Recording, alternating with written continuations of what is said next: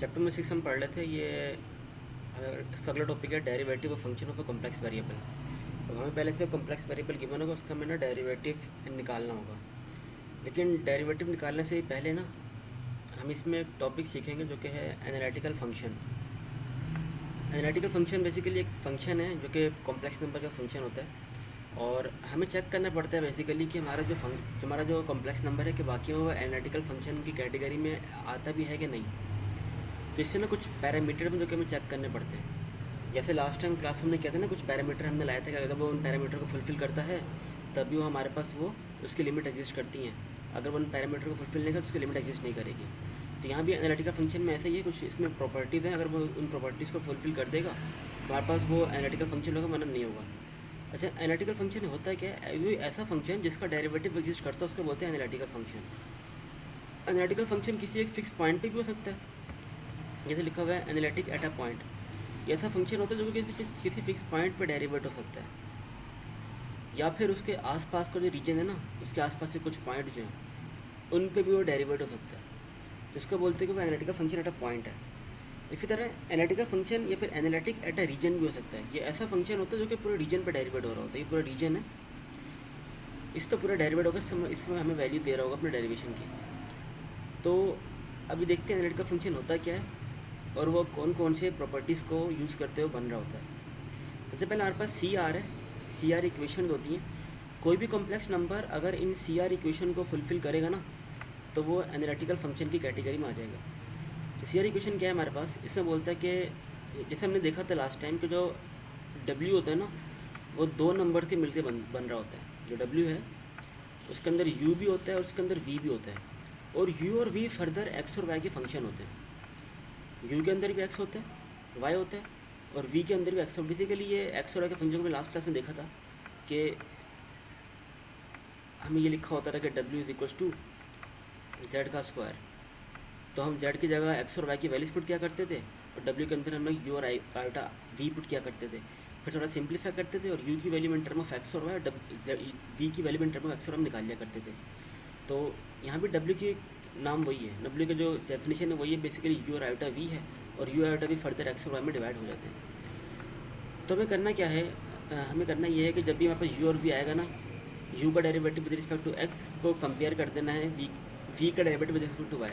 अगर ये दोनों सेम आ जाएँ, ये भी एंड ये दोनों भी अगर सेम आ जाएँ, अगर ये दोनों इक्वेशन फुलफिल होती है हमारे पास किसी भी कॉम्प्लेक्स नंबर को, तो हम बोलते हैं कि हमारा जो फंक्शन है वो एनालिटिक फंक्शन हो जाएगा। अगर इक्वेशन फुलफिल नहीं होता तो वो एनालिटिक फंक्शन कैटेगरी में नहीं आएगा।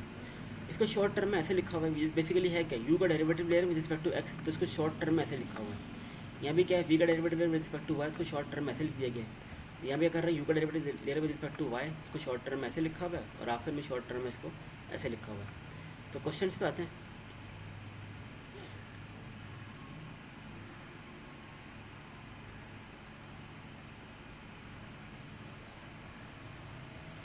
जो हमारा क्वेश्चन है, हमें वही दिया हुआ है, डब्ल्यू दिया हुआ है जो कि यू प्लस आयोटा वी के बराबर है। सही है, इसकी वैल्यू इसके ये दी हुई है हमें। सबसे पहले हमें करना होगा कि हमें इस इक्वेशन में से ना यू और वी की वैल्यू को अलग अलग करना पड़ेगा। तो हमने वही किया, डब्ल्यू की जगह हमने यू और वी लग दिया है, और जो चीज़ हमें गिवन थी हमने वो लिख दी है। ये एक्स मल्टीप्लाई सबसे हमने मल्टीप्लाई करवा दिया, सिंप्लीफिकेशन का हिस्सा है सारा ये। और यहाँ से हमारे पास रियल पार्ट अलग आ गया और इमेजिनरी पार्ट अलग आ गया। अब हमने किया क्या, रियल पार्ट को रियल पार्ट से कंपेयर करा देंगे और इमेजिनरी पार्ट को इमेजिनरी पार्ट से कंपेयर करा देंगे। सही है, तो इससे हमारे पास यू और वी की वैल्यू आ गई। जैसे यू और वी की वैल्यू आएंगी ना, हमें बेसिकली इस इक्वेशन को फुलफिल करवाना है। हमें ये दो इक्वेशन गिवन है ना, ये हमें इन इक्वेशन को चेक करना है कि अगर ये दोनों इक्वेशन फुलफिल होती तो हमारे पास वो जो फंक्शन का नाम है एनालिटिक फंक्शन, वो एग्जिस्ट करता होगा उस पर्टिकुलर कॉम्प्लेक्स नंबर का। तो हमने किया, देखो डेरिवेटिव यू का derivative with respect to x और यू का derivative with respect to Y निकाला। इस तरह वी का derivative with respect to x और वी का derivative with respect to Y निकाला। जब ये सारे डेरिवेटिव निकाले, अब देखो इनको कंपेयर करो, अगर यू का एक्स और वी का वाई ये आपस में सेम आ रहे हैं, और इसी तरह वी का एक्स और यू का वाई, वी का वाई, यू का वाई ये आपस में सेम आ रहे हैं, तो हमारे पास ये जो इक्वेशन थी ना जिसको हमें प्रूफ करना था वो प्रूफ होगी। तो हम बोलेंगे कि thus the C R equation satisfied हो चुकी है, तो इसका डेरिवेटिव पॉसिबल हो सकता है। हम डेरिवेटिव निकाल लेते हैं इसका। अच्छा, डेरिवेटिव कैसे निकालते हैं? जैसे आप डेरिवेटिव निकाल लो ना, मैंने यू का डेरिवेटिव निकालना है रिस्पेक्ट टू जेड। आपके पास दो इसमें चॉइसेस होती हैं। मुझे पता है डब्ल्यू के अंदर दो वैल्यू एग्जिस्ट करती हैं, यू भी एग्जिस्ट करता है इसके अंदर, और इसके अंदर वी भी एग्जिस्ट कर रहा होता है, सही है। और मुझे इसको डेरिवेट करना है रिस्पेक्ट टू जेड। जेड क्या है? जेड बेसिकली मेरे पास एक कॉम्प्लेक्स नंबर है जिसके अंदर एक्स और वाई होता है, एक्स प्लस आयोटा वाई होता है उसके अंदर। तो जेड ऐसा कॉम्प्लेक्स नंबर है। तो मेरे पास इसमें छूट होती है, मैं यू और वी को चाहूँ तो या सिर्फ एक्स से डेरिवेट कर दूँ, या यू और वी को चाहूँ या सिर्फ वाई से डेरिवेट कर दूँ। आप चाहो तो यू और वी को सिर्फ एक्स से ही डेरिवेट कर दो, तब भी आपने डेरिवेट निकाल लिया अपने फंक्शन का, या चाहो तो यू और वी को सिर्फ वाई से डेरिवेट कर दो, तब भी आपने अपने फंक्शन का डेरिवेटिव निकाल दिया। लेकिन सिर्फ फ़र्क यहाँ पे माइनस का साइन आ जाएगा, यहाँ पे प्लस का साइन होता है। तो मैंने उन्होंने बोला मैं डेरिवेट करो, आपका जो फंक्शन आया है इसको डेरिवेट भी करो। तो यहाँ पे इन्होंने सर ने सिर्फ इसको एक्स से डेरिवेट किया हुआ है, जो कि सही है। अब इसको वाई से भी कर सकते हो, सही है। तो यू अपॉन एक्स कर दिया, ये फर्स्ट डेरिवेटिव आ गया, यू को रिस्पेक्ट टू एक्स किया है, और यही वी को रिस्पेक्ट टू वाई कर दिया। तो पर ये आंसर आ गया। इसको थोड़ा सिंप्लीफाई किया, दोनों में से ई एक्स कॉमन ले लिया गया है। जो अंदर वाली चीज़ है ये बेसिकली ई की पावर एट एक्स के बराबर होती है, बेसिस से हम पावर ऐड कर दिया, तो हमारे पास ई की पावर जेड आ गया, हमारे पास ये इसका डेरिवेटिव हमने ये फाइंड आउट कर लिया। तो सवाल सिंपल है, हमें सिर्फ कंडीशन की होगी, कंडीशन से हमें यू और वी अलग एक्सट्रैक्ट करना पड़ेगा। जैसे यू और वी एक्सट्रैक्ट कर लेंगे, हमें सारा डेरिवेटिव निकालने होंगे। डेरिवेटिव को फिर हमें इक्वेशन में रख के कंपेयर करना होगा। अगर सही है तो ठीक है, हम आगे बढ़ेंगे, डेरिवेटिव निकालेंगे। अगर सही नहीं तो हमारा आंसर खत्म हो जाएगा, सही है। तो डेरिवेटिव कैसे निकल, डेरिवेटिव चाहो छूट होती है डेरिवेटिव की, चाहो तो सिर्फ एक्स की रिस्पेक्ट डेरिवेट कर लो, या चाहो तो सिर्फ वाई की रिस्पेक्ट डेरिवेट कर लो, दोनों फोड़ते में आंसर सेम ही आएगा। तो एग्जाम्पल नंबर 2 है, हमें वही फंक्शन गिवन है डब्ल्यू बराबर इसके, हमें करना है क्या, सिंप्लीफाई करना है। जेड की वैल्यू में पता है, जेड की value X plus iota Y होती है, जो कि ये लिख दिया गया है।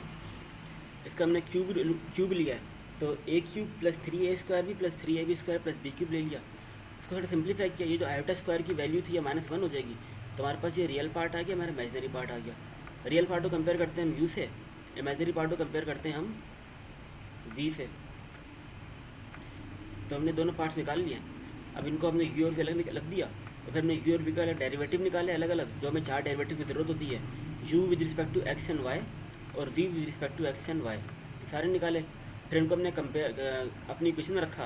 देखो ये दोनों वैल्यू आपस में बराबर आ रही थी, और ये वाले दोनों वैल्यू आपस में बराबर आ रही थी, सही है, बराबर नेगेटिव साइन के साथ, तो इस पर नेगेटिव साइन आता है यहाँ पे। तो हमने बोला कि हमारा जो सी आर की इक्वेशन में सेटिस्फाई कर रहा है, तो हम इसका डेरिवेटिव ले सकते हैं। अगर आगे क्वेश्चन में और लिखा होता है ना इसका डेरिवेटिव भी निकालो, फिर हम ये वाला स्टेप भी कर रहे होते, डेरिवेटिव निकाल के हमने यहाँ पे किया हुआ है। और हमारी मर्जी थी, चाहे हम इसको एक्स से डेरिवेट करते हैं वाई से डेरिवेट करते हैं, दोनों फुर्ते वहाँ से हमारा सेम आता है। अगली चीज़ कुछ एग्जाम्पल नंबर 3 ये दे दी गई है, आपका भी फंक्शन है और इसका हमने बोला हुआ कि जेड स्क्वायर के बराबर है।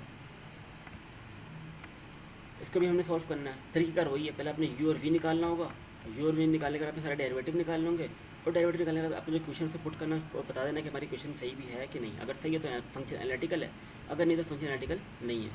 हमने वही किया हुआ, यू है, यू बेसिकली बराबर होता है यू प्लस आयोटा वी के, और ये जेड का मॉडुलस है। जैसे जेड होता है ना, जेड की अपनी वैल्यू होती है एक्स प्लस आयोटा वाई,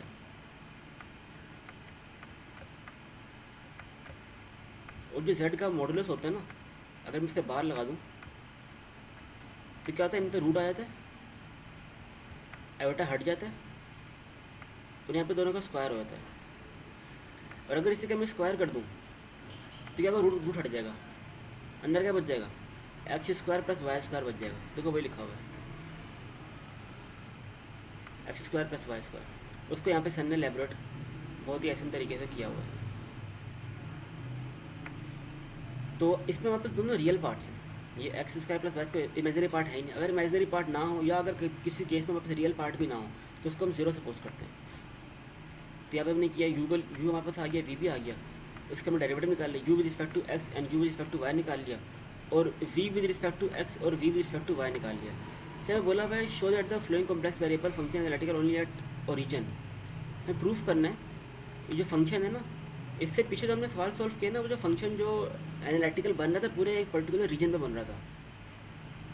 इस तरह ऊपर भी जो हमारे पास फंक्शन जो एनालिटिकल बना था ना, पूरे एक रीजन में बन रहा था। जो एग्जाम्पल नंबर 3 है ना, उसमें हमारा जो फंक्शन जो एनालिटिकल बन रहा है वो किसी एक पर्टिकुलर पॉइंट पे बनेगा, वो पर्टिकुलर पॉइंट ओरिजिन है, वो हमें प्रूफ करना है। तो हमारे पास इक्वेशन ये आ गई। हम करते क्या थे, हम डावा यू अपॉन डावा या partial derivative with respect to U divided partial derivative with respect to X को हम कंपेयर कराते थे इससे, और इसी तरह इसको हम कंपेयर कराते थे इससे। तो ये पहली इक्वेशन है, आपस में वैसे दोनों बराबर नहीं है, 2x इक्वल टू 0 आ रहा है। यहाँ से हमने किया क्या कि x की वैल्यू निकाल ली है, और दूसरी इक्वेशन को कंपेयर करके हमने उससे y की वैल्यू निकाल ली है जो कि 0,0 आ रही है। हमने बोल दिया कि अगर हमारे पास x की वैल्यू यहाँ पे 0 होती और यहाँ पे y की वैल्यू 0 होती तो हमारे पास ये इक्वेशन प्रूव हो जाती। सही है। और ये 0,0 कौन से पॉइंट है? बेसिकली ओरिजिन ही तो है जो मैं पूछा गया है, 0,0 ओरिजिन ही तो है। तो लिखा हुआ है CR इक्वेशन कब सेटिस्फाई होगी? जो हमारे पास x और y की वैल्यू 0 हो जाए जो कि ओरिजिन है, तभी हमारे पास ये जो फंक्शन होगा ये एनालिटिकल है का एट अ पॉइंट होगा। सही है। इस तरह अगला है, हमें इसका भी इसके अंदर CR इक्वेशन को हमें सेटिस्फाई कराना है। ये मेरे क्वेश्चन की मैंने सबसे पहला काम किया है वही, हमें u और v निकालना होगा, u और v का डेरिवेटिव निकालना होगा, फिर अपने इक्वेशन में रखना होगा। अच्छा, तो हमने वही किया हुआ है। यहाँ से इसको थोड़ा सिंप्लीफाई किया हुआ है। ये रियल पार्ट है, ये इसका इमेजिनरी पार्ट है। हमने u और v की अलग अलग निकाल ली, u को डेरिवेट कर लिया x से y से, v को डेरिवेट कर लिया x से y से। तो हमने जिसको इक्वेशन में पुट किया, इक्वेशन में भी बराबर नहीं आ रही, इक्वेशन यहाँ पे से कंडीशन बन गई है x इक्वल टू वाई, और दूसरी इक्वेशन भी बराबर नहीं आ रही, उससे भी कंडीशन बन गई है 4xy इक्वल्स टू 0। सही है। अब x y के बराबर है, और यहाँ से अगर हम x और y देखो, इसमें है क्या कि 4 वो तो कांस्टेंट है और x और y इन तीनों का मल्टीपल जो है वो 0 के बराबर है। या तो x 0 हो सकता है या तो y 0 हो सकता है। 4 तो वैसे कांस्टेंट है, इसको तो खाते में नहीं लाना। सही है। या तो x 0 हो सकता है, इस इक्वेशन के सवाल बता रहा हूँ कि पॉइंट सोचना कैसे है, या तो y 0 हो सकता है। सही है। हम सपोज कर लेते हैं कि x 0, हमने ये सपोज कर लिया। और दूसरी इक्वेशन क्या बोल रही है कि x बराबर है y के। सही है। अगर x 0 तो लाजमी y भी 0 होगा। जैसे हमने बोला जो पॉइंट्स इसके दिख रहे हैं ना हमें, वो पॉइंट बेसिकली ओरिजिन ही है। तो ये जो फंक्शन हमारे पास है ना, ये एनालिटिकल होगा एट ओरिजिन। ये इसका आंसर है। इसी तरह अगला है test the activity of the function. दोबारा हमें ये फंक्शन गिवन है, हमें चेक करना है कि ये एनालिटिकल है भी कि नहीं। इसको करते हैं। तो z का मतलब होता है x प्लस आयोटा y, और ये लिखा हुआ है साइन अल्फ़ा प्लस बीटा लिखा हुआ है, साइन अल्फ़ा प्लस बीटा। और साइन अल्फ़ा प्लस बीटा का फार्मूला ये होता है sine alpha cos beta plus cos alpha sine beta. Alpha की वैल्यू यहाँ पे x है, बीटा की वैल्यू आयोटा y है, तो लिख दिया हमने यहाँ पे। और इस तरह यहाँ पे अल्फ़ा की वैल्यू x है और बीटा की वैल्यू आयोटा y पे लिख दिया हमने। इससे हमें एक फ़ायदा क्या हुआ कि हमारे पास ना एक थोड़ा कॉम्प्लेक्स पार्ट और इमेजिनरी पार्ट अलग अलग हो जाएगा। तो दूसरी चीज़, अभी हमारे पास ना ये एक ट्रिग्नोमेट्रिक फंक्शन है जिसमें आयोटा की वैल्यूज़ आ रही हैं। हम करते क्या हैं कि सिंपल ट्रिग्नोमेट्रिक फंक्शन को ना हम लोग हाइपरबोलिक में कन्वर्ट कर लेते हैं। उससे हमारे पास होता क्या है कि हमारे पास जो वो होता है ना कॉम्प्लेक्स पार्ट होता है, जो आयोटा वाला पार्ट होता है वो ख़त्म हो जाता है। जैसे यहाँ पे लिखा हुआ है कोस आयोटा वाई लिखा हुआ है, मैं इसको जो कोस आयोटा वाई अगर इसको मैं हाइपरबोलिक में चेंज करूँ ना तो वो कोस हाइपरबोलिक वाई बन जाएगा। ये हम करते हैं इसलिए ताकि हमारे पास जो आयोटा का जो चक्कर है ना वो ख़त्म हो जाए। इस तरह जो साइन आयोटा वाई है, साइन आयोटा वाई बराबर होता है आयोटा बाहर आ जाएगा और साइन हाइपरबोलिक एक्स वाई हो जाएगा। तो हमने वही किया यहाँ पे, कोस आयोटा वाई को हमने चेंज कर लिया कोस हाइपरबोलिक वाई से, और साइन आयोटा को चेंज कर लिया हमने आयोटा साइन हाइपरबोलिक वाई से। अब इससे हमें फ़ायदा क्या हुआ हमारे पास कि हमारे पास ये रियल पार्ट अलग हो गया, ये रियल पार्ट है जिसमें आयोटा नहीं है, और इमेजिनरी पार्ट अलग हो गया इसमें सिर्फ आयोटा है। सही है। अब इन दोनों को कंपेयर करेंगे, हमारे पास u की वैल्यू बचेगी, v की वैल्यू आ जाएगी, ये दोनों आगे वापस आ गई। अब करना क्या है हमें, अब इनको डेरिवेट करना है, u को विद रिस्पेक्ट टू x और y और v को विद रिस्पेक्ट टू x और y। अच्छा, जो इनके डेरिवेटिव थोड़े मुख्तलिफ हैं। आमतौर पर जब हम cos का डेरिवेटिव लेते हैं ना सिंपल हाइपरबोलिक में, अगर हाइपरबोलिक ना हो तो cos का डेरिवेटिव माइनस साइन आता है। अगर हम सिंपल डेरिवेटिव लें किसी चीज़ किसी सिंपल cos का, इसी तरह साइन का डेरिवेटिव प्लस cos आता है।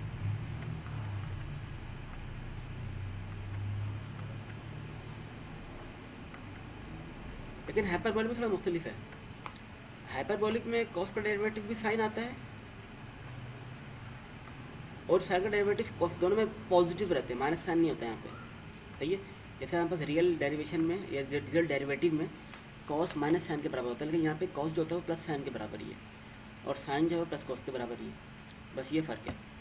तो अब u को विद रिस्पेक्ट टू हम x डेरिवेट कर रहे हैं ना, तो जो भी अलग अदर देन x होगा सारा ऐसा कॉन्स्टेंट ट्रीट होगा। तो देखो इसमें सिर्फ x साइन को डेरिवेट किया, इसी तरीके से हम u को y से डेरिवेट कर रहे हैं, तो इसमें ये ऐसा कॉन्स्टेंट ट्रीट होगा और इसको डेरिवेट करेंगे, कॉस का डेरिवेटिव साइन हाइपरबोलिक x हो जाएगा। तो देखो साइन x ऐसा कॉन्स्टेंट ट्रीट हुआ और उन्होंने कॉस को डेरिवेट किया सिर्फ ये रहा।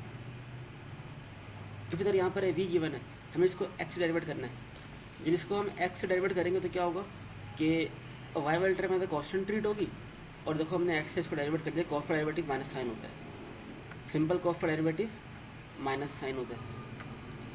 इसी तरह अगर इसको हम y से डेरिवेट करेंगे तो y से क्या होगा, ये y वाला चीज़ डेरिवेट होगी, ये तो कॉन्स्टेंट ट्रीट करेगा, जो कॉस x वैसे ही आ गया और ये डेरिवेट हो गया साइन का derivative sine hyperbolic cos hyperbolic y के बराबर होता है। तो हमने इसकी डेरिवेशन परफॉर्म कर लिया, मेरे सारे डेरिवेशन आ गई। फिर हमें कंपेयर करना है, देखो ये आपस में बराबर आ रहे हैं और ये दोनों आपस में बराबर आ रहे हैं। तो वही हमने शो किया, हमने बोला कि क्योंकि जिसने सी आर को सारा सेटिस्फाई कर लिया, यहाँ पर इसका आंसर आ गया। अगली चीज़ हमें इसका डेरिवेटिव भी निकालना है। अगली चीज़ हमें इसका जो हमें फंक्शन की उसका डेरिवेटिव निकालना है। डेरिवेटिव में छूट होती है, चाहो तो उसको एक्स की रिस्पेक्ट पर डेरिवेट कर लो, चाहो तो उसको वाई की रिस्पेक्ट पर डेरिवेट कर लो। तो वहाँ पर देखो साइन एक्स था, हम करेंगे क्या, हम दोनों को u और v दोनों को x की रिस्पेक्ट पर डेरिवेट करेंगे। हम साइन z को पहले से ही u और v ब्रेक कर चुके थे, u और v ऊपर हमने ये ब्रेक कर चुका था, साइन z को हमने सिंपल u में ऐसे ब्रेक किया था। तो u ये आ गया और v ये आ गया, यहाँ पे इसको डेरिवेट भी कर दिया गया। अब इसमें किया कि हमने इसके से जो लिखा हुआ है कॉस अल्फ़ा, ये कॉस हाइपरबोलिक को दोबारा हमने सिंपल टर्म में कन्वर्ट कर दिया और ये साइन हाइपरबोलिक को ये दोनों मिलकर साइन हाइपरबोलिक बना रहे हैं, आयोटा और साइन एच वाई, इन दोनों को मिलके हमने सिंपल साइन में कन्वर्ट कर दिया। अभी क्या लिखा हुआ है, लिखा हुआ है cos alpha cos beta minus sine alpha sine beta. तो ये जो cos alpha cos beta minus sine alpha sine beta, ये हमारे पास फार्मूला होता है कॉस अल्फ़ा प्लस बीटा का। यहाँ से हमने इसको कॉस अल्फ़ा प्लस बीटा में पुट कर दिया, तो हमारे पास इसका आंसर है कॉस जेड, जो कि हमें प्रूफ भी करना था। ये X plus iota Y basically Z के बराबर होता है, तो हमने इसको प्रूफ भी कर दिया कि ये चीज़ ऐसे हो गई है। तो ये पहला पार्ट आज का कंप्लीट हुआ है। कोई सवाल है इसमें?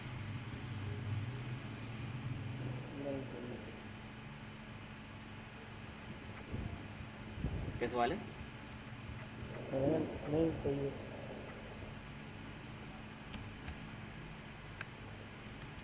अच्छा, अब इस तरह जो हमारे पास जो हमने सी आर इक्वेशन लगाई थी ना, हमने वो फॉर एक्स और वाई कोऑर्डिनेट्स के लिए लगाई थी। अब वही सी आर इक्वेशन हम लगाएंगे पोलर कोऑर्डिनेट्स के लिए। इसके सिर्फ एक एग्जांपल ये तरह, इतना बड़ा इसका स्कोप नहीं है, तो ये स्किप भी कर सकते हैं वैसे। जिसमें है क्या, इसमें वही है W होता है, W के अंदर आपस दो पैरामीटर होते हैं, U भी होता है V भी होता है। पिछले वाले पार्ट्स में आपस जो U और V होता है ना, वो एक्स और वाई का फंक्शन होता रहा। यहाँ U और V जो है हमारे पास वो R और थीटा का फंक्शन है, वो जो कि पोलर कोऑर्डिनेट्स को डिफाइन कर रहा होता है। तो इसमें जो इक्वेशन हमें सेटिस्फाई करनी होती है, वो इक्वेशन हमारे पास ये होती है, ठीक है। तो ये पहली इक्वेशन है जो कि बराबर आनी चाहिए, एंड ये दूसरी इक्वेशन है जो कि बराबर आनी चाहिए। अगर दोनों इक्वेशन सेटिस्फाई करें तो हम बोलते हैं कि हमारे पास जो कॉम्प्लेक्स वेरिएबल है ना, जो in term of polar coordinates हमें गिवन है, वो एनालिटिकल है। और इस अगर हम डेरिवेट की बात करें, डेरिवेटिव में भी छूट है, चाहो तो सिंपल इसको आर की रिस्पेक्ट पर डेरिवेट कर दो, या चाहो तो इसको थीटा की रिस्पेक्ट पर डेरिवेट कर दो। ये वाली टर्म साथ आएगी, इसमें भी ये वाली टर्म साथ आएगी।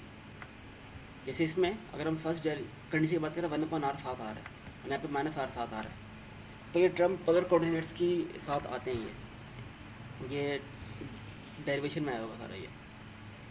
तो इसकी एग्जांपल भी सिर्फ ये खर्च एक ही है, हाँ एक ही है। इसमें वही मैंने बोला कि हमारा सवाल है, सही है, इसको आपने सॉल्व करना है और बताना कि हमारा फंक्शन जो है एनालिटिक है भी कि नहीं। तरीक़ेकार सेम होगा, हमने u निकालना है, हमने v निकालना है। जब u और v निकल जाएंगे उनको हमें सारा डेरिवेट लेना है, और डेरिवेट लेने के बाद हमें इसको अपनी इक्वेशन में पुट करना है, जो कि हमारी इक्वेशन ये है। और चेक करना है अगर इक्वेशन प्रूव होती है तो हम बोलेंगे हाँ भाई हमारा फंक्शन एनालिटिक है। अगर प्रूव ना तो हमारा फंक्शन एनालिटिकल नहीं होगा। तो इसको सॉल्व करते हैं। जो एन है, अब सबसे पहले करना क्या है, हमें इसको in term of polar coordinate solve करना है ना। सही है। तो हमें पता है पोलर कोऑर्डिनेट्स में जो जेड होता है ना वो बराबर होता है, ये तो वापस कार्टिजन कोऑर्डिनेट में बराबर होता है एक्स प्लस आइटा हुआ गया, लेकिन पोलर कोऑर्डिनेट्स में जो जेड होता है ना वो इसके बराबर होता है, R cos theta plus iota sine theta. ये जो cos theta plus iota sine theta है ना ये ई की पावर आयोटा थीटा के बराबर होता है। तो हमारे पास जेड की जो डेफिनेशन है ना in term of polar coordinate वो ये है, जेड इसके बराबर है आर ई की पावर आयोटा थीटा। तो हमने सवाल में क्या लिखा हुआ है, W is equal to Z की पावर एन। देखो W is equal to Z की पावर एन, जेड की जगह हमने पुट कर दिया आर ई की पावर थीटा और एन दोनों को पावर डिस्ट्रीब्यूट कर दिया, एन मिल गया। अब आर एन ऐसे रखा हमने और ई की पावर आयोटा थीटा जो है उसको हमने ब्रेक कर दिया। जैसे यहाँ पे था ना ई की cos theta plus iota sine theta, जो भी यहाँ पे लिखा होता है ना वो ई की पावर में आता है आयोटा के साथ। जैसे यहाँ पे क्या लिखा हुआ है, एन थीटा लिखा हुआ है, ये एन थीटा ई की पावर का था वो आ गया और आयोटा यहाँ पे आ गया और एन थीटा यहाँ पर आ गया। तो इसको ऊपर कर दिया, साथ ही उसको हमने मल्टीप्लाई भी कर दिया और हमने रियल पार्ट और इमेजिनरी पार्ट अलग अलग कर लिया। हमने यू और वी की वैल्यू यहाँ से फाइंड आउट कर लिया। अब यू और वी को हमने डेरिवेट करना है क्योंकि हमें ये इक्वेशन प्रूव करवानी है। तो इसको आर से डेरिवेट किया, थीटा पे डेरिवेट किया यू को, और इस तरह वी को हमने आर से और थीटा पे डेरिवेट कर दिया। तो हमारे पास ये डेरिवेशन की चीज़ आ गया। अब हमने देखा कि ये चीज़ आपस में बराबर आ रही हैं किसके साथ, अगर इसको 1/r से मल्टीप्लाई कराते जाए। अगर ये 1/r से मल्टीप्लाई होगा तो ये आर ऊपर जाके n-1 कर देगा इसको, ठीक है। और इसी तरह यहाँ पे इन दोनों को कंपेयर कराना है। शर्त क्या है कि इसको हमने आर से मल्टीप्लाई कराना पड़ेगा। जब ये आर से मल्टीप्लाई होगा तो ये इन दोनों की बेसिस से हम पावर ऐड होगी, ये -1 कैंसिल हो जाएगा तो बराबर चीज़ें बराबर आ जाएंगी, सही है। तो ये इक्वेशन फुलफिल हो चुकी है। सेकंड चीज़ हमने इसका डेरिवेटिव भी निकालना था। डेरिवेटिव में आपके पास छूट है, चाहो तो इसको आर से निकाल लो, ज़्यादा आसान ही आर पे फोकस करना वाला, तो चाहो तो इसको थीटा से निकाल लो, सही है। ये ज़्यादा आसान है तो इसको फॉलो करते हैं। तो हमने करना है कि यू का डेरिवेटिव रिस्पेक्ट टू आर चाहिए और वी का डेरिवेटिव रिस्पेक्ट टू आर चाहिए, जो कि हम पहले निकाल चुके हैं। यू का डेरिवेटिव रिस्पेक्ट टू आर हम निकाल चुके हैं और वी का डेरिवेटिव रिस्पेक्ट टू आर भी निकाल चुके हैं। तो सिंपल हमने फार्मूला लिखा, हमारी रिक्वायरमेंट ये हम निकाल चुके हैं, यू का डेरिवेटिव आ गया, ये वी का डेरिवेटिव आ गया। सिंपल इसको इससे मल्टीप्लाई कर दो, बल्कि मल्टीप्लाई नहीं करना। अभी इन्होंने किया ये कि इसमें से एन आर की पावर n-1 और यहाँ से एन आर की पावर n-1 कॉमन ले लिया, जो कि ये आ गया, अंदर से ही बच गया। ये चीज़ बराबर होती है ई की पावर आयोटा थीटा के, ये आ गया। अब बेसिस सेम, तो पावर ऐड थीटा कॉमन ले लिया, अंदर n-1 बच गया और ये n ऐसे रहा और ये इसमें से हमने इन दोनों में से n की पावर -1 पावर बाहर कॉमन ले लिया। अब ये अंदर जो चीज़ बची बेसिकली z के बराबर थी। हमें कोशिश ये करनी होगी कि z कहीं ना कहीं से लाया जाए इसके अंदर, तो ये z के बराबर है तो z आ गया, बाकी n-1 ऐसे आ गया। तो ये हमारा आंसर आ गया, हमने उसका डेरिवेटिव भी ले लिया। अगला टॉपिक है हमारे पास, अभी कुछ इक्वेशन है। जैसे हमने पढ़ा था ना पीछे वाला फंक्शन हमारे पास था एनालिटिकल फंक्शन। एनालिटिकल फंक्शन के लिए कैसे हम प्रूफ करते हैं, उसके बाद हमारे पास इक्वेशन होती है। हम अगर इस इक्वेशन को प्रूफ करा दें तो हमारा फंक्शन एनालिटिकल होता है। ये कार्टिजन कोऑर्डिनेट में और ये पोलर कोऑर्डिनेट्स में। इस तरह अब एक और फंक्शन आ गया है जिसको बोलते हैं होमोजेनस फंक्शन। होमोजेनस फंक्शन कब आएगा, अगर वो लैप्लास इक्वेशन को सेटिस्फाई कर ले। और लैप्लास इक्वेशन क्या है, ये 5 इक्वेशन है जिनको लैप्लास इक्वेशन बोला गया। ज़रूरी नहीं आप सिर्फ सारी 5 सॉल्व करो, ये डिपेंड करती हैं और ये वेरी करती हैं कंडीशन टू कंडीशन। हम अमूमन सिर्फ इसको ही वेरीफाई करते हैं, अमूमन हम 3D में काम नहीं करते, 3D की इक्वेशन आप यूज़ नहीं करोगे, सही है। लैप्लास इक्वेशन को 2D करना है आपको, जो भी u और v होगा ना, फॉर एग्जाम्पल आपने u निकाल लिया तो u का आपने double derivative with respect to x लेना है और double derivative with respect to y लेना है और उनको सम कर देना है। अगर 0 के बराबर है तो बोलोगे हमारी जो इक्वेशन है ना वो होमोजेनस इक्वेशन है। हमारे सिलेबस में अभी तक सिर्फ यही चीज़ आई हुई है, ये वाली इक्वेशन ना, इसको हमने सॉल्व नहीं क्योंकि ये 3D में है और पोलर कोऑर्डिनेट हम पढ़ते हैं नहीं, ये भी नहीं आएगा, इसका भी मैंने भी नहीं पढ़ा, सही है। तो सिर्फ अभी यही चीज़ आएगी। तो हमारा होमोजेनस फंक्शन है, उन्होंने बोला हुआ कि हमें लैप्लास बेसिकली होमोजेनस फंक्शन के लिए हमें लैप्लास इक्वेशन को वेरीफाई करना होता है। अगर ये वेरीफाई तो हमारा फंक्शन लेप्लास में आ जाता है। अगर हम अपने इस इक्वेशन को अपने अपने हिसाब से कन्वर्ट करें, हमारे पास जो u और v की वैल्यूज़ होती है ना हमारे पास, तो हमें पहले w गिवन होता है, उस w में से हम बेसिकली u और v की वैल्यू निकालते हैं। तो उसको इसमें कैसे कन्वर्ट करेंगे, बस यहाँ पे इसकी जगह ना u और v लिख दो। तो एक्चुअल सिनेरियो में हमारे पास ये इक्वेशन हमारी काम की इक्वेशन है। अगर ये इक्वेशन को फुलफिल करता है हमारा कॉम्प्लेक्स फंक्शन, तो हम बोलेंगे हमारा जो फंक्शन है वो एक होमोजीनियस फंक्शन है। अच्छा, जो हमने v के पास डेरिवेट किया हुआ है ना, इसको एक पर्टिकुलर नाम दिया हुआ है, कॉन्जुगेट हार्मोनिक फंक्शन नाम दिया हुआ है। u को तो जो सिंपल u है ना, इसको तो हार्मोनिक फंक्शन ही बोला हुआ है, लेकिन v को एक थोड़ा इजाफी नाम दिया हुआ है, इसको बोला है कि वो कॉन्जुगेट हार्मोनिक फंक्शन नाम दिया हुआ है इस v को। तो एग्जाम्पल पे आते हैं।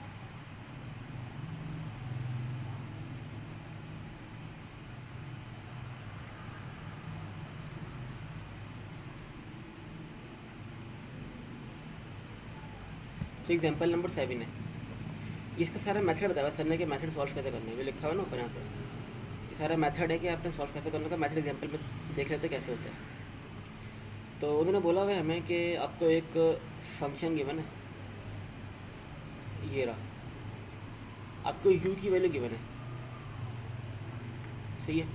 जैसे पिछले क्वेश्चंस में हमने u बकायदा निकाला था, हमें कंडीशन गिवन होती थी, उस कंडीशन से हम u निकालते थे, लेकिन यहाँ पे हमें पहले से u गिवन है। और बोला हुआ है कि आप u गिवन है, आपने v भी निकालना है, और v निकालने के बाद w भी निकालना है। बेसिकली w क्या है, u और v का सम ही है। तो proof that the flowing function is, सबसे पहले प्रूफ करना कि ये हार्मोनिक है भी कि नहीं। हार्मोनिक प्रूफ करने के लिए हमें ये वाली इक्वेशन को फुलफिल करना होगा, क्योंकि u गिवन है तो u के लिए ये वाली इक्वेशन है, double derivative x double derivative y और ऐड कर दो, और सम 0 आना चाहिए। तो पहली चीज़ ये। Also find the conjugate harmonic function, मतलब ये v की बात की जा रही है ना, मैंने कहा था ना इन्होंने v को एक नया नाम दिया हुआ है, जो कि कॉन्जुगेट हार्मोनिक फंक्शन है v। यहाँ पे सेकंड पार्ट हमें v निकालना है, और लास्ट पार्ट में हमें w की वैल्यू निकालनी, जो कि दोनों का सम है।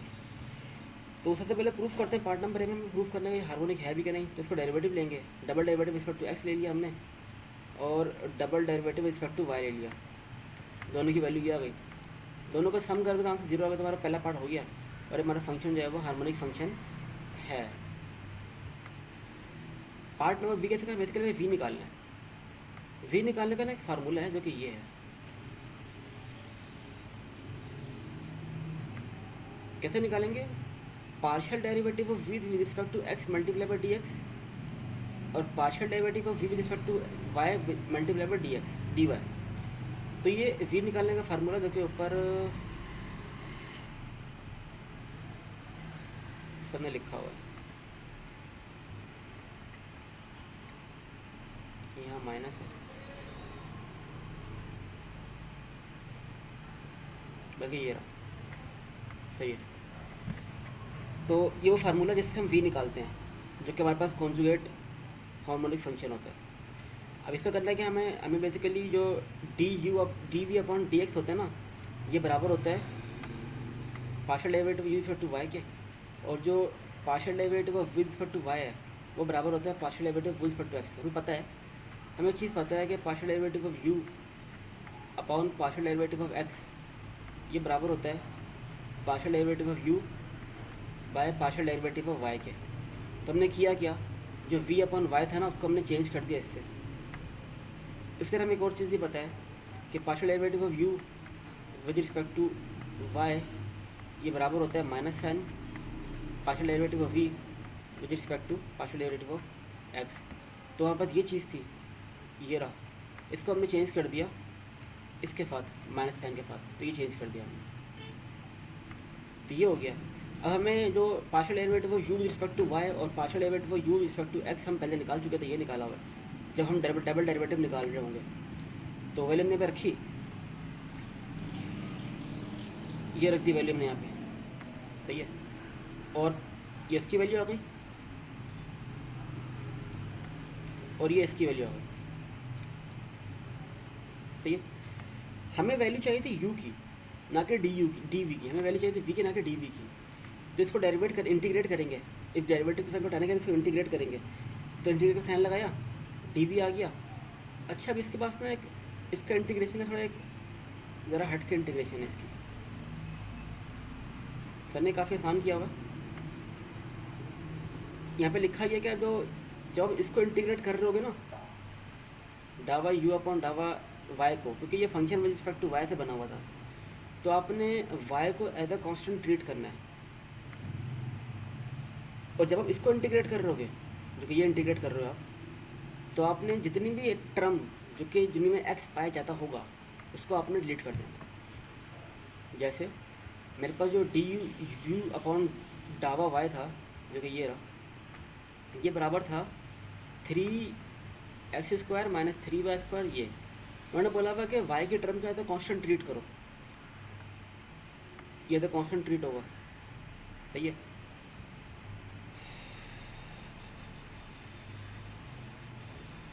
y the constant du 6xy, नहीं तो फिर ये टर्म है, सॉरी ये टर्म, ये है -6xy और -6y, ये लिखा हुआ ये चीज़। सही है। और फिर देखो दूसरी टर्म थी ये वाली, इसकी टर्म, इसकी वैल्यू ये है 3x² minus 3y² plus 3x, ये लिख दिया। अब उन्होंने बोला क्या था कि डिलीट x टर्म्स। इसमें ये वाली टर्म है जिसमें x पाया जा रहा है, और ये वाली टर्म है जिसमें x पाया जा रहा है। सिर्फ एक ही टर्म है जिसमें x नहीं है, तो हमने सिर्फ वही ला के रख दिया। देखो सही है, वो टर्म जिसमें x नहीं था सिर्फ वो ला के रख दिया। और इस तरह इसमें क्या था, y को एज अ कांस्टेंट ट्रीट करो, तो y को एज अ कांस्टेंट यहाँ पर ट्रीट कर दिया हमने, y को हमने कांस्टेंट सपोज कर लिया, तो उसको ऐसे ला के यहाँ पे रख दिया। इसको करना है इंटीग्रेट करना है, इसकी इंटीग्रेशन किया तो इसका आंसर ये आ गया, और इसकी इंटीग्रेशन इसका आंसर ये आ गया। यहाँ पे ये बात याद रखने वाली कि इसमें सिर्फ y को एज अ कांस्टेंट ट्रीट करना है, इसमें जितनी भी x की वैल्यू इसको डिलीट कर देना है। इस यहाँ पे हमारे पास 2x की वैल्यू थी इसके अंदर, जो कि पहली x की वैल्यू दूसरी पहली x की वैल्यू मतलब ये थी, दूसरी x की वैल्यू हमारे पास ये थी, हमने दोनों को यहाँ पर डिलीट कर दिया, तो हमारे पास सिर्फ -3y² बच गया था, और उसको हमने इंटीग्रेट करके ये आंसर निकाल लिया। तो यहाँ पर जो रिक्वायर्ड आंसर होगा वो क्या था, u प्लस आयोटा v था। ये पूरी हमारे पास u की वैल्यू थी, ये पूरी हमारे पास v की वैल्यू थी। सही है। अब हमने करना क्या है, इसको ऐसे नहीं छोड़ देना, इसको बकायदा हमने किसी कॉम्पैक्ट फॉर्म में क्लोज भी करना होगा इसको। तो देखो लिखा हुआ है a³, ये a³ 3a² 3ab² और ये b³, इसको हमने एक जगह रख दिया। सही है। और इसी तरह ये हो जाएगा a² plus 2ab plus b², इसको हमने एक जगह रख दिया 3 कॉमन लेने के बाद। बाकी बच गया 1 और c बच गया। ये a प्लस बी के होल क्यूब में कन्वर्ट हो गया, और ये a प्लस बी के होल स्क्वायर में कन्वर्ट हो गया। ये वाला टर्म एज इट इज़ नीचे आ गए, तो हमारा आंसर आ गया। एग्जाम्पल में भी ऐसे ही है, हमें एक फंक्शन गिवन है u, और बोला हुआ कि इससे पहले v निकालो, v निकालने के बाद फिर आपको अपना फंक्शन भी फाइंड आउट करना है। तरीका बिल्कुल सेम है। आपने u आपके पास गिवन है, आपने u का डबल डेरिवेटिव निकालना है विद रिस्पेक्ट टू x भी और विद रिस्पेक्ट टू y भी। जब डबल डेरिवेटिव निकाल लिया फिर आपने उसको कंपेयर करना है, ऐसे प्लस करना है, उसका आंसर 0 आ रहा है। अगर एक प्रूफ होता है तो बोलोगे हमारा फंक्शन वाकई में हार्मोनिक है। जब फंक्शन हार्मोनिक है फिर आपने v की वैल्यू निकालनी है, v का फार्मूला आपके पास ये होता है। इसमें क्या है, आपको जो dv/x इसको आप चेंज कर दोगे इससे, और ये जो आपकी वैल्यू इसको आप चेंज कर दोगे इससे। ये किस फार्मूले के तहत, ये इन फार्मूले का यूज़ करते हुए किया है। ये फार्मूला हमने इसी क्लास में थोड़ा ऊपर पढ़ा था। ये फार्मूले बेसिकली हम चेक करते हैं जब हम किसी एनालिटिकल बनाते हैं ना, किसी भी फंक्शन को जब एनालिटिकल बनाते हैं वो इन फार्मूले की वजह से बन रहा होता है। तो यहाँ पे हमने इनको चेंज भी कर दिया। अब इनकी वैल्यूज़ पता है हमें, इन दोनों की वैल्यूज़ पता है। तो अब उन्होंने बोला भी क्या है कि आप इसको जब सॉल्व करो ना, तो जो पहले वाले टर्म है ना उसमें आपने x को y को एज अ कांस्टेंट ट्रीट करना है, और इसमें x की वैल्यू डिलीट कर देंगे। तो जो single derivative of u with respect to y हमारे पास टर्म ये थी, इसमें हमें y को एज अ कांस्टेंट ट्रीट करना, y है ही नहीं, तो ये टर्म ऐसी एज इट इज आ जाएगी। इसका दूसरे में हमने x को डिलीट करना था, दूसरी टर्म थी हमारे पास u/x वाली, जो कि ये रही, इसमें x है ही नहीं। अगर x पता उसको हम डिलीट करा देते, तो ये 4 - 3 आ गया। इसको इंटीग्रेट कर देना, हमारा आंसर आ गया। फिर एट द एंड हमें w की वैल्यू निकालनी है, वो बराबर होता है u प्लस आयोटा v के। ये u था, ये हमारा आयोटा v था। इससे बेसिकली हमें किसी फार्मूले का बंद करना होगा, तो ये लिखा हुआ है a² प्लस b² और ये 2ab, तो ये फार्मूला बंद हो गया। और ये सिंपल इन दोनों में से सिर्फ 3 कॉमन आ जाएगा, तो बाकी ये चीज़ बच जाएगी, तो हमारा आंसर आ गया। यहाँ से तकरीबन हमारा चैप्टर आधा तो हो ही गया।